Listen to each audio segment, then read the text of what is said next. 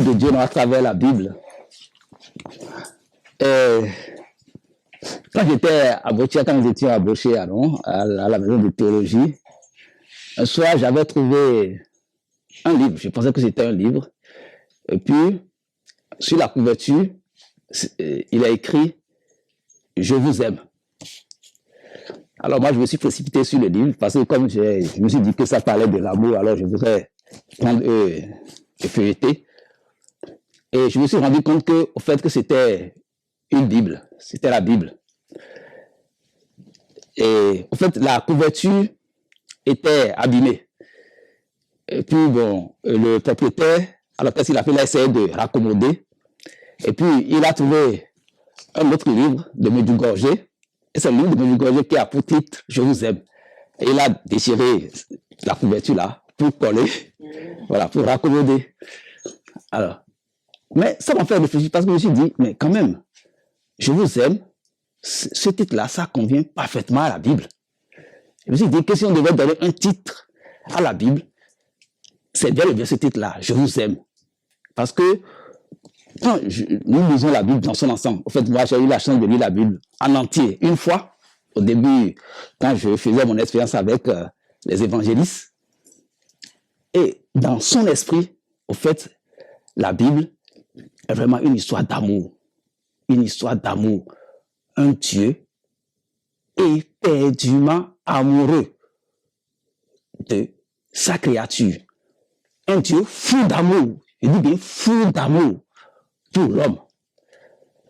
Et même dans l'Ancien Testament, on trouve des passages, comme par exemple le prophète Osée. Le prophète Osée, et il y a même certains théologiens qui le comparent à l'évangéliste Jean. On dit l'évangéliste Jean est l'évangéliste de l'amour. Dans le livre du prophète Osée, Dieu parle d'amour avec son peuple. Dieu parle même d'épousailles.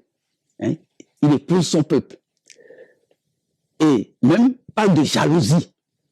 Jalousie. Il est follement amoureux. Follement amoureux de l'homme. Et moi, pendant mon cursus, j'avais fait une expérience dans une maison de retraite. Et le prêtre qui animait cette maison-là, lui, faisait des exercices anciens. Et il nous fait souvent un exercice sur la base du psaume. Et le psaume que nous lisons souvent le dimanche là, Dieu, tu es mon Dieu, je te cherche dès l'aube, mon âme a soif de toi. Après toi, languit ma chair, t'es aride et altérée sans eau. Je t'ai contemplé au sanctuaire, j'ai vu ta force et ta gloire. Ton amour vaut mieux que la vie, tu seras la louange de mes lèvres. Et le prêtre, il prend souvent ce psaume-là et il dit, nous allons faire un exercice. Alors, c'est l'homme qui parle à Dieu qui dit, je te cherche dès l'aube, mon âme a soif de toi. Il dit, avant tout, c'est Dieu qui le premier a aimé l'homme. Donc il dit, essayons d'inverser le rôle. C'est Dieu qui dit à l'homme, homme, tu es ma créature. Mon âme a soif de toi. Mon âme a soif de toi. Je te cherche dès l'aube. C'est Dieu, au fait, qui l'a dit le premier à l'homme, qui est fou d'amour. Et sur la croix, Jésus disait, j'ai soif. J'ai soif. Le psaume dit, mon âme a soif de toi. Et Saint Virgile, par exemple, dans cette oraison, dit que cette soif-là de Dieu, c'est une soif d'amour. Soif du salut. Un Dieu éperdument amoureux.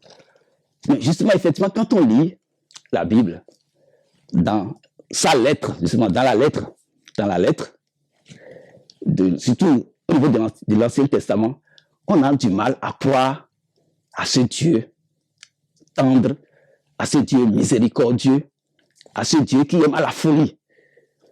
On croit souvent à un Dieu qui manque de patience, hein, qui veut souvent punir. Par exemple, quand on prend même l'Ancien Testament avec Moïse, hein, on dirait que Moïse est même plus patient que Dieu. Hein. Dieu veut frapper, c'est Moïse qui dit non, pardon, il ne faut pas faire, hein, il faut avoir pitié, tout ça là. Donc, c'est tout comme si Moïse est encore plus patient que Dieu. Quand on prend l'Ancien Testament et quand on lit dans la lettre, c'est la conclusion à laquelle on peut aboutir. Et c'est d'ailleurs pourquoi, par exemple, vous prenez le Coran. Le Coran, c'est une sorte de plagiat de l'Ancien Testament. C'est l'auteur, un philosophe français, Maurice Zondel, qui a essayé d'analyser la situation pour voir pourquoi au niveau de l'Ancien Testament, on donne ce visage à Dieu. Il a dit, au fait, c'est parce que Dieu avait affaire à un peuple, comme d'ailleurs le dit Moïse, à la nuque raide, un peuple récalcitrant, un peuple qui a vécu 400 ans en Égypte, qui est un peu enraciné aussi dans l'idolâtrie. Et c'est un peuple qui ne comprend pas le langage de l'amour. C'est un peuple qu'il faut souvent punir, châtier, qui ne comprend pas le langage de l'amour. Même moi, dans ma vie, il est arrivé qu'on rencontre des gens comme ça, qui ne comprennent pas le langage de l'amour. Hein? Même en Afrique, on a eu le cas d'un président, Françoise connaît ce président, Mobutu, il s'appelle, et il a dit, moi je préfère être craint que d'être aimé. Je préfère être craint que d'être aimé. Il y a des gens qui ne comprennent pas le langage de l'amour, et c'est le cas du peuple israélien, en réalité, le peuple de l'Alliance. Et on a vu d'ailleurs comment ils se sont comportés avec Jésus, hein, l'agneau de Dieu, sans défense, qui est venu aimer les siens, qui est venu nous sauver. On a vu comment ce peuple s'est comporté avec Jésus. On a vu comment ce peuple s'est comporté avec Jésus. Donc c'est pour ça que Dieu, pour redresser ce peuple, pour pouvoir même les sauver, était obligé de recourir au châtiment, parce qu'il ne comprenait pas le langage de l'amour. C'est ce que Maurice Hundel a expliqué. Il faut dire que ce peuple-là ne comprend pas le langage de l'amour. C'est pour ça que, étant donné qu'il devait servir de leçon pour les autres, et Dieu, dans sa pédagogie, Dieu a une pédagogie, Dieu devait entrer en alliance avec eux. Et puis après, à travers Israël, entrer en alliance avec l'humanité tout entière. L'humanité tout entière. Donc, il y a cet aspect-là qui est très, très important. Et on doit même prendre une comparaison, on doit prendre une comparaison dans la Bible. Je ne sais pas si je peux retrouver la partie. Vous savez, quand on prend Jésus avec les miracles que Jésus a accomplis, par exemple, chez les Juifs, nous avons l'exemple, par exemple, de Saint Paul qui était allé dans une ville, j'ai oublié le nom de la ville, et il y avait un estropié, et Saint Paul a guéri l'estropié. Alors, tous les habitants du village se sont rassemblés pour dire, ah, celui-là, c'est un dieu, c'est les dieux, et il veut même introniser Paul. Alors, nous voyons que en Israël, Jésus a fait encore des miracles plus éclatants. Si Dieu avait fait alliance, par exemple, avec ce peuple-là, ce peuple, hein, et dont on parle dans la Bible, et que Paul avait fait un miracle, et que tout ce peuple-là, les gens se sont venus pour dire, celui-là, c'est un Dieu, nous voulons l'introduire comme Dieu. Si Dieu avait fait alliance avec, par exemple, ce peuple-là, nous n'aurons pas la Bible, par exemple, l'Ancien Testament n'aura pas le même contenu. Parce que Dieu n'aura pas à recourir à la force, voilà, pour pouvoir les châtier. Et c'est un aspect très, très important. Alors, pour comprendre aussi, et cet aspect, nous voulons dire quelque chose qui est très important. Connaître Dieu dans son amour, c'est mieux le connaître. Et c'est avoir la vie éternelle. Il y a Jésus qui le dit dans Jean 17, il dit, avoir la vie éternelle, c'est te connaître toi, Père. Avoir la vie éternelle, c'est te connaître Dieu dans son amour. Et il y a des gens qui ont fait cette expérience-là. Je voudrais parler beaucoup de Maurice Hundel aujourd'hui, par exemple, qui, dans son livre, Toi en l'amour, donnait l'exemple d'une petite fille à qui on veut enseigner le catéchisme. Quelqu'un voulait enseigner le catéchisme à la petite fille. Et la personne disait à la petite fille, il y a des notions comme la Trinité, beaucoup de notions. Et la petite fille s'est mise à pleurer. Elle s'est mise à pleurer. Et le maître catéchiste lui dit, mais pourquoi tu es en train de pleurer? Et la petite fille lui dit, mais au lieu de m'enseigner toutes ces notions-là, apprends-moi à dire le Notre Père jusqu'au bout. Le maître catéchiste a dit le Notre Père jusqu'au bout, je ne te comprends pas. Et la petite fille dit que quand lui, il veut dire le Notre Père. Et il prononce la parole Notre Père. Et elle pense que ce Dieu, qui est l'amour infini, la richesse infinie, la bonté infinie, que ce Dieu-là est vraiment son Père, à elle, alors elle est émue et elle pleure de joie. Elle pleure de joie, tellement émue par cet amour d'un Dieu si grand, si magnanime, que lui peut appeler Père et qui est vraiment son Père. Donc, ce maître catéchiste-là, il a compris qu'au fait, que cet enfant était très avancé dans le domaine de la spiritualité, qu'il a compris l'essentiel du message catholique. Qu'il a compris l'essentiel du message. Il en est de même pour une musulmane en Indonésie, dont j'avais lu le livre quand j'étais au Bénin, et elle avait des difficultés. Elle avait même beaucoup de maladies, des problèmes d'hypertension, tant de maux. Et puis, elle est allée à l'hôpital et elle a rencontré une religieuse catholique. Elle est musulmane. Et la religieuse lui dit, parce qu'elle était triste, elle se plaignait. Et puis la religieuse lui dit, mais pourquoi cesse de te plaindre? Tu as quand même un père. Et alors elle a réfléchi, elle dit, j'ai un père. Et puis la religieuse lui dit, oui, tu as un père qui est Dieu. Alors il s'est fait que cette musulmane-là, quand elle était petite fille, elle avait un père biologique qui était très tendre envers lui, qui l'entourait beaucoup d'amour, de tendresse. Alors, elle est entrée en elle, mais elle s'est dit que mais si le Dieu, l'infini, est son père, ça veut dire que l'amour de ce Dieu-là doit dépasser infiniment l'amour de son père biologique à elle. Et en croyant réellement à cela, elle, même les maux dont elle souffrait, elle était guérie de ces maladies-là. Elle a retrouvé la paix du cœur parce qu'elle a cru en l'amour. Nous, dans l'Église catholique, nous n'avons pas la foi en Dieu. Tout le monde a la foi en Dieu. Comme le disait le Père Joseph la dernière fois, il faut croire en l'amour de Dieu. Et c'est quand on croit, or, cette foi, comme le disait Bonaventure, c'est une expérience. Ce n'est pas de la théorie. Ce n'est pas de la spéculation. Et si tu ne fais pas l'expérience de cet amour, tu ne peux pas savoir de quoi il est question, de quoi on parle. Tu ne peux pas le savoir. Connaître Dieu dans son amour, c'est commencer par jouir de la vie éternelle à partir de cette terre, sur cette terre. Et le même Maurice Loubel, dans certains auteurs que j'aime beaucoup citer, disait que Saint François a un grand saint. Pourquoi? Parce qu'il est l'un des rares à connaître réellement Dieu, ce qu'est Dieu. Et Maurice Loubel explique que, au fait, la pauvreté, c'est un attribut de Dieu. La pauvreté est un attribut de Dieu. Justement, nous on définit mal la pauvreté parce que le pauvre, au sens évangélique du terme, ce n'est pas celui qui n'a rien, mais c'est celui qui donne tout. Ce n'est pas celui qui n'a rien, mais c'est celui qui donne tout.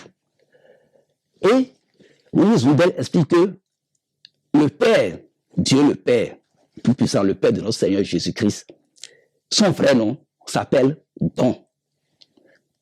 Don. Il a aimé son fils et il a donné tout ce qu'il a à son fils et il s'est donné lui-même totalement à son fils. Le fils, si vous voyez que le fils est rempli du Père, je ne sais pas si je peux m'exprimer ainsi, le fils est rempli du Père. Si un peu lui-même dira dans la Bible, je crois dans les livres de Saint Jean, il dit qui m'a vu a vu le Père. Il s'est totalement vidé dans son fils. Il a tout donné. Il a tout donné et il s'est donné lui-même. Et le fils, en retour, aussi, a aimé le Père et s'est donné entièrement au Père. Donc, le Père est rempli du Fils. Je crois que pour mieux comprendre l'Esprit Saint, il vaut mieux. C'est-à-dire, quand on prend par exemple un couple, il y a le Fils. Il y a le Père, il y a la Mère, il y a le Fils. Le Fils, dans le Fils, il y a la mère et le Père. C'est un peu comme ça qu'il faut comprendre cette relation-là. Donc, Dieu s'est totalement donné à son Fils et a tout donné à son Fils. Et maintenant, la Bible nous dit, heureuse nouvelle, hein, c'est l'un des passages que j'ai souvent le plus médité, et à chaque fois que nous faisons conférence, je parle de ce texte-là. La Bible nous dit, Dieu nous a choisis dans le Christ avant que le monde fût créé pour être saint et sans péché devant son amour, grâce à son amour, pour être saint et sans péché. Nous sommes choisis dans le Fils. Et nous entrons en réalité dans cette relation entre le Père et le Fils et l'Esprit Saint. Mais dans le Fils, tout cet amour-là que le Père déverse dans le Fils, nous nous jouissons de cet amour-là. Parce que comme l'a expliqué le Saint-Esprit même dans le livre de Maria Voltota, le Père, il est difficile au Père, à Dieu le Père, d'entrer directement en contact avec l'homme. Et pourquoi? Parce que je prendrai des exemples très simples pour m'expliquer, non? Supposez que Dieu le Père, par exemple, a 100 milliards d'euros. Hein? C'est un exemple que je prends, 100 milliards d'euros. Alors, j'avais vu un aspect très important. Quand on parle de pauvreté, ça dit que l'esprit de pauvreté dont il est question, ça dit que la personne n'est propriétaire de rien. Dieu n'est propriétaire de rien. Dieu ne possède rien en propre. Tout ce qu'il a, il a fait donc. Or, quand on donne tout, on reçoit tout. Donc, si toi, par exemple, si Dieu le Père devait entrer directement en contact avec l'homme sans son Fils, qu'est-ce qui va se passer? Si toi, tu as besoin, par exemple, de 5 milliards, par exemple, pour toute ta vie, lui, il en a 100 milliards. Alors, si toi, tu as besoin de 5 milliards, lui, il te donne toutes les 100 milliards qu'il a. Parce qu'il ne peut pas garder quelque chose pour lui-même en propre. Et il y a deux problèmes qui peuvent se poser dans ce cas-là. Quel problème qui peut se poser? C'est-à-dire que, on assistera à un gaspillage des biens de Dieu, parce que toi, tu n'as besoin que de 5 milliards. Et si le Père te donnait tous les 1000 milliards que lui a, ça veut dire que tu vas gaspiller. Ça veut dire que tu vas gaspiller si tu donnais tout. Et le second problème qui peut se poser, c'est que tu es obligé de faire du Père un propriétaire. Pourquoi? Parce que toi tu n'as besoin que de 5 milliards. Et tout le reste, puisque lui, étant donné qu'il ne veut pas être propriétaire de quelque chose, il serait obligé de garder tout le reste avec lui. Je ne sais pas si vous me faites comprendre un peu. J'ai pris un exemple terre à terre pour me faire comprendre, pour dire la nécessité pour l'homme d'être en Jésus, d'être en relation avec Dieu. Parce que Jésus étant Dieu, quand Dieu fait ses dons, nous les recevons en Jésus. C'est pour ça que nous sommes fils de Dieu en Jésus. En Jésus, nous sommes fils de Dieu. En Jésus. Nous sommes fils de Dieu dans le Fils unique de Dieu. Et quand nous prenons Saint Jean, l'évangile de Saint Jean, chapitre 17, cela a été expliqué de façon claire. Jésus dit, moi en eux et toi en moi, pour que nous soyons un, et pour que notre union soit parfaite. Hein? Moi en eux et toi en moi. Parce que quand nous sommes en Jésus, quand nous entrons dans cette relation-là, lorsque nous faisons des actions, et c'est ça toute l'importance, par exemple, du message de Luisa Picaretta et de bien d'autres âmes privilégiées, quand nous faisons, Jésus disait par exemple à beaucoup d'âmes privilégiées, et on retrouve même l'exemple aussi dans la Bible, là où Jésus parle par exemple de la vigne et du sarment. Quand nous sommes en relation avec Jésus, nous sommes en union avec Jésus, quand nous faisons une action, nous disons, cette action que je fais là, ce n'est pas moi qui le fais, mais c'est Jésus qui le fait par moi. Donc, l'action que nous faisons devient une action divine. Ce n'est plus nous, comme l'apôtre Paul dit, ce n'est plus moi qui vis, mais c'est le Christ qui vit en moi. En d'autres termes, il est question de la divinisation de l'homme, la déification de l'homme. Vous êtes des dieux. Ça doit être le psaume 80 qui dit, vous êtes des dieux, des fils de Dieu, vous tous. Vous êtes des fils de Dieu, vous tous. Voilà jusqu'où va l'amour de Dieu. Dieu qui partage sa propre vie, sa vie avec l'homme. Sa propre vie. Nous devons apprendre à vivre de la vie même de Dieu en nous unissant à Jésus, en croyant à Jésus et en entrant dans cette relation d'amour. Et quand nous entrons dans cette relation d'amour, nous entrons dans cette relation trinitaire entre le Père, le Fils et l'Esprit Saint. Et c'est un aspect qui est très très important que je tiens à souligner. Alors, il y a une question qui se pose de façon fondamentale. Avant de poser cette question aussi, j'aimerais revenir aussi sur le don de l'Esprit Saint. On dit, Dieu nous donne son Esprit Saint au baptême. Et je ne sais pas si nous méditons aussi ce don-là. Nous méditons ce que cela veut dire, recevoir l'Esprit Saint, le don de l'Esprit Saint. Et Jean 13 nous dit aussi, être né de Dieu, né de Dieu. Et dans le dialogue avec Nicodème, Jésus parle de naissance d'en haut. Et je ne sais pas si nous méditons aussi cette phrase-là, le don de l'Esprit Saint. Je ne sais pas si nous savons ce que veut dire recevoir l'esprit de quelqu'un.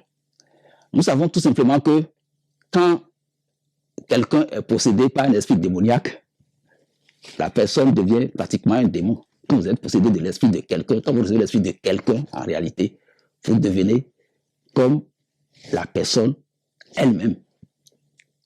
Vous devenez comme la personne elle-même. Recevoir l'Esprit Saint, recevoir l'Esprit de Dieu, c'est être divinisé. Mais c'est vrai que c'est un processus. C'est un processus. C'est pour ça que les pères disaient même que le baptême, c'est une divinisation. Les pères orientaux parlaient de divinisation de l'homme, de la divinité de l'homme. De la divinité de l'homme. Et justement, il y a une question toujours qui se pose. C'est-à-dire, on parle de l'amour de Dieu, Dieu qui aime l'homme à la folie, Dieu qui se dépouille de tout pour l'homme. Mais pourtant, dans la vie, nous voyons qu'il y a beaucoup de problèmes, il y a beaucoup de difficultés. Il y a le mal qui règne. Alors, comment expliquer? Puisque Dieu est infiniment riche, Dieu est l'amour. Pourquoi alors la souffrance? Pourquoi la souffrance dans le monde? Tristan a abordé un aspect de ce débat-là la dernière fois. Pourquoi la souffrance dans le monde? Pourquoi le mal dans le monde?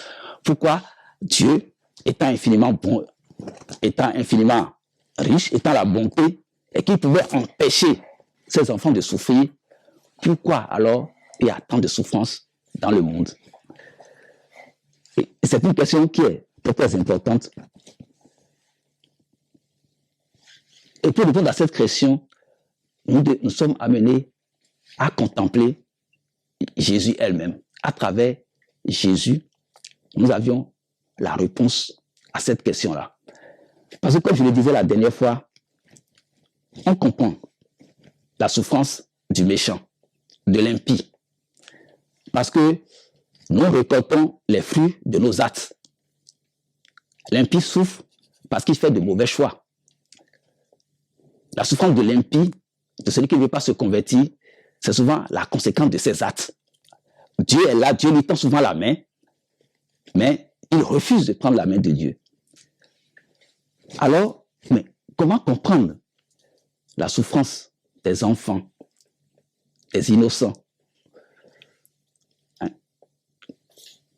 Alors, pour comprendre, il faut essayer de méditer le mystère de l'incarnation, méditer la vie de Jésus lui-même.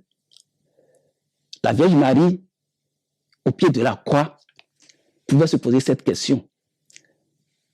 Son fils, Jésus, c'est l'innocent par excellence. Il n'a pas commis de péché. Alors, pourquoi cette souffrance? Pourquoi il a été arrêté? Pourquoi il a été flagellé? Pourquoi il a été couvert d'injures? Et pourquoi cette mort cruelle? Pourquoi cette mort cruelle? La Vierge Marie au pied de la croix pouvait se poser cette question et se demander pourquoi? Pourquoi l'enfant Jésus est né dans une étable? En hiver? Pourquoi toutes ces souffrances-là que l'innocent a subies? Pourquoi, justement? C'est une question très importante et on pouvait toujours, à cette question-là aussi, avoir une réponse en méditant la vie de Jésus, qui sur la croix a tellement souffert qu'il a crié « Mon Dieu, pourquoi m'as-tu abandonné? Pourquoi m'as-tu abandonné ?» Un Dieu qui meurt sur la croix. Et en méditant, beaucoup de personnes se sont intéressées à cette situation. Et la réponse aussi, c'est toujours la même, c'est-à-dire que c'est par amour. Parce que depuis que le péché est entré dans le monde, la souffrance est inséparable de l'amour. Il n'y a pas d'amour sans souffrance. Les deux sont intimement liés. Là où il y a la croix, il y a la souffrance. Mais c'est là aussi qu'il y a l'amour véritable. C'est là aussi qu'il y a l'amour véritable. Il n'y a pas d'amour sans souffrance. Et c'est l'exemple que Jésus lui-même nous donne à travers sa vie. Nous souffrons beaucoup. Oui, nous souffrons. Mais Dieu, dans son amour infini, se sert de ces souffrances-là pour notre bien, comme ça a été le cas de Jésus. Il est dit dans le serviteur souffrant, il est dit, il a pris sur nous, Jésus a pris sur nous, il a pris sur nous nos souffrances, nos douleurs, nos souffrances. Il a pris sur lui tous nos péchés. Alors, la souffrance que nous souffrons aujourd'hui, c'est une participation à la souffrance de Dieu pour le bonheur éternel. Parce que l'humanité est blessée par le péché. Nous sommes un peu malades aussi dans l'âme. La souffrance, c'est un remède aussi pour l'âme. Pour l'âme. Par la souffrance, l'âme est soignée pour la vie éternelle. Donc, ces souffrances que nous rencontrons, cette difficulté que nous rencontrons dans la vie, il s'agit de les unir aux souffrances de Jésus et de les offrir à Dieu le Père Tout-Puissant pour qu'il s'en serve pour notre bien et pour le bien de toute l'humanité. Pour le bien de toute l'humanité. L'histoire de la croix, c'est ce que la croix nous dit, que le bien est plus fort que le mal. Et que le mal, même la souffrance elle-même, est transformée dans le cœur, dans l'amour de Dieu, transformée en bien pour la vie éternelle. Parce que dans tous les cas, si cette terre, nous sommes de passage, nous sommes en pèlerinage, un jour, nous devons abandonner cette terre pour la vie éternelle. Donc voilà en gros ce que je peux vous dire essentiellement sur l'amour de Dieu. Et si vous avez des questions, nous allons... Le transformer en bien, oui. La vie éternelle. Oui. Comment? En bien, comment? Voilà. Et d'abord, en entendant parler de la vie éternelle, on peut vraiment parler même d'abord sur cette terre. Nous prenons par exemple dans la Bible l'exemple de Joseph. Joseph, il a été victime de l'injustice. Joseph, ça c'est Joseph de l'Ancien Testament. Son père l'aimait beaucoup. Et ses frères étaient jaloux. Alors, ils organisent un complot. Ils le prennent, ils le vendent. Et dans sa vie, Joseph a souffert beaucoup parce que quand il l'a vendu aux Égyptiens, je ne sais pas, il est allé en Égypte. Et puis après, comme Dieu lui a donné la grâce de la vision, parce qu'il interprétait les songes. Donc, je ne sais pas, vous, si vous prenez l'Ancien Testament, vous allez voir l'histoire de Moïse de Joseph qui a tant souffert.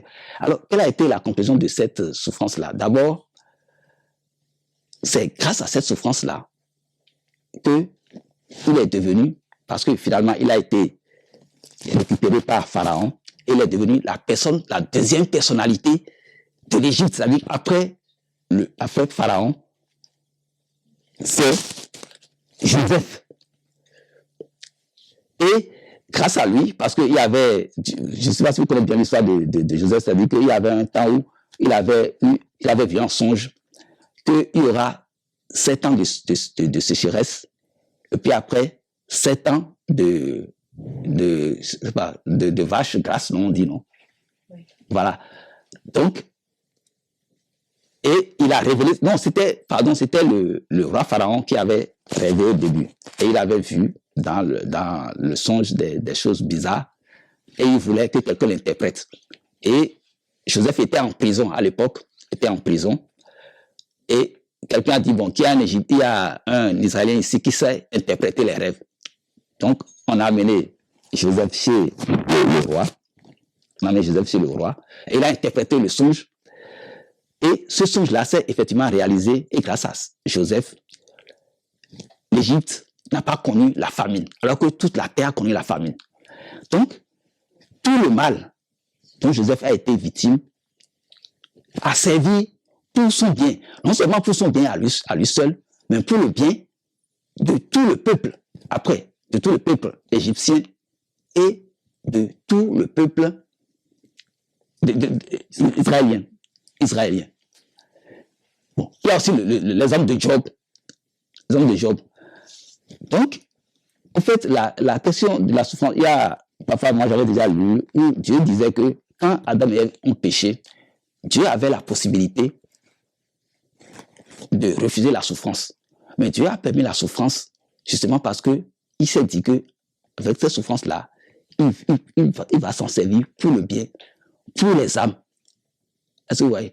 Donc, étant donné que Dieu est infiniment puissant et qu'il peut tout, il peut empêcher la souffrance chez les hommes. Mais s'il le permet parfois, d'abord c'est pour la honte des méchants. Et souvent, il utilise cette souffrance-là, d'abord, comme je l'ai dit, pour soigner l'âme de l'homme. Étant donné que nous sommes corps, nous sommes âme, et que la souffrance parfois forme, la souffrance parfois purifie.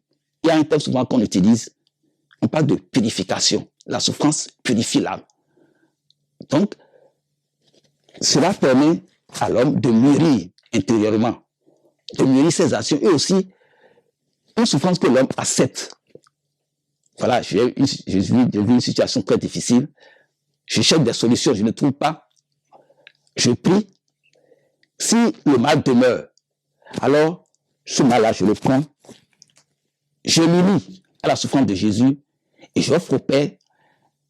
Il est souvent monté par les âmes pieuses que c'est grâce à cette souffrance-là que beaucoup de pécheurs se convertissent sur la terre. Parce qu'il y a dans le monde beaucoup de gens qui pêchent, mais qui ne font pas pénitence. On dit des pécheurs impénitents, qui ne font pas pénitence. Alors, Dieu étant amour, Dieu cherche aussi à sauver ces âmes-là. Donc, souvent par la souffrance des justes, ces âmes-là qui vivent dans l'impénitence se convertissent parfois. Et tout ceci pour la gloire de celui, parce que quand toi, par exemple, tu contribues au salut d'une âme, au ciel, cela augmente ta gloire. Nous avons par exemple le cas aussi, par exemple, des gens comme Padre Pio, qui souffraient tellement, qui étaient prêts à souffrir, parce que de par ces souffrances-là, ils sauvaient les âmes. Ils sauvaient beaucoup d'âmes de par leur souffrance. Donc, en gros, c'est ce que je peux vous dire concernant la souffrance. c'est que nous partons toujours du fait que Dieu étant infiniment bon, pouvait empêcher la souffrance. Et d'ailleurs, quand il a créé le monde, au début, dans le jardin d'Éden, il n'y avait pas la souffrance. Et au ciel, éternellement, il n'y aura pas la souffrance. Donc la souffrance, c'est pour les épreuves sur cette terre qui nous prépare à la gloire éternelle. Désormais, comme on le dit, le ciel n'est pas possible sans la croix. Comme on l'a dit dans l'imitation du Christ, on dit le chemin qui part au ciel part du pied de la croix. Du pied de la croix. Et aussi ce qui est paradoxal, comme nous prenons par exemple la vie des saints. Vous prenez la vie des saints, vous verrez que même les saints sont même plus sur cette terre. À l'image de Jésus lui-même, il a dit qu'il n'y a pas quelqu'un qui a souffert autant que Jésus. C'est vrai qu'ils souffrent plus, mais ils jouissent aussi plus.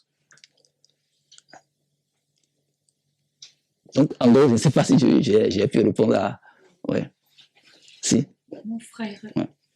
Lorsqu'un innocent souffre, au lieu d'accepter, il préfère se mettre en colère. Oui, si. Comment ça se passe alors qu'il est innocent, Oui. qu'il n'accepte pas cette souffrance, Oui. Dans ce cas-là... et qu'il se met, enfin, même s'il reste croyant, il se met en colère contre Dieu. Oui. Bon, c'est vrai que si c'est vraiment un innocent, bon, comme il y avait... On n'accepte pas, Si. Des fois, on n'accepte pas. On n'accepte pas, si. Ça croit. Si, c'est vrai. Bon, en fait, c'est une belle question, Étant donné que si c'est un cœur pur, un innocent, dans la souffrance, Dieu lui-même ne l'abandonne pas, en réalité. Dieu ne l'abandonne pas, Dieu lui donne des aides qu'il faut. Parce qu'en réalité, ce que moi je crois, avant de... D'abord, il a dit dans la Bible, Saint Paul a dit non, Dieu ne nous donne pas une croix qui dépasse nos possibilités. Dieu mesure. D'abord, Dieu ne nous donne pas une croix qui dépasse nos possibilités. Dieu ne nous permet pas que nous arrivions des difficultés qui dépassent notre capacité. Donc, Dieu ne... Et quand on prend l'innocent, quand il rencontre des difficultés dans la vie, Dieu ne manque pas de le soutenir. Même la phrase de Jésus, quand Jésus disait « Mon Dieu, pourquoi m'as-tu abandonné ?» Il y a Saint Augustin qui a dit, parce qu'au fait, cet abandon-là était nécessaire parce que, en péchant, Adam et Ève ont abandonné Dieu. Et pour réparer cet abandon-là, Jésus a ressenti dans sa chair cet abandon du Père. Mais au fait, c'est un abandon, comme on le dit, un abandon apparent. Saint Augustin l'a dit, c'est un abandon apparent. Étant donné que le Père, le Fils et l'Esprit Saint, quand quelqu'un est à un endroit, si le Père est ici maintenant, le Fils est là, l'Esprit Saint est là. Donc cet abandon, c'est un abandon apparent et c'est un abandon ressenti par l'humanité. En réalité, le Père ne peut jamais abandonner son Fils. Il en est ainsi aussi pour l'innocent. Pour l'innocent, vraiment, qui souffre, Dieu ne manque pas de lui donner des aides. Souvent, d'abord, c'est des souffrances qui sont acceptées. Il y en a qui acceptent ces souffrances-là et qui offrent. Donc, Dieu lui-même n'abandonne pas l'innocent. La Bible le dit dans plusieurs psaumes. Dieu n'abandonne pas l'innocent dans sa souffrance. Dieu ne manque pas de lui donner des aides, les aides qu'il faut pour pouvoir affronter la situation.